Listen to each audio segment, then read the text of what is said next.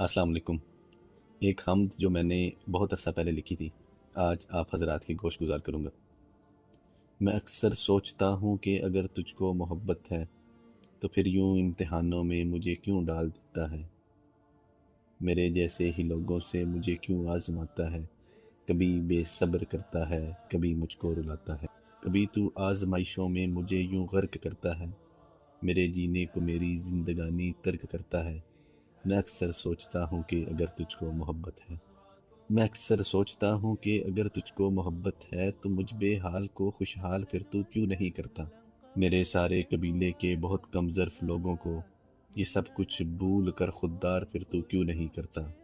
یہی اعمال تھے میرے، یہی احوال تھے میرے، مگر اب ڈلتی شاموں میں مجھے احساس ہوتا ہے کہ تیری بندگی پہلا کرینہ تھا محبت کا، مگر میں عقل کا ناقص کہاں پر چھوڑ آیا تھا۔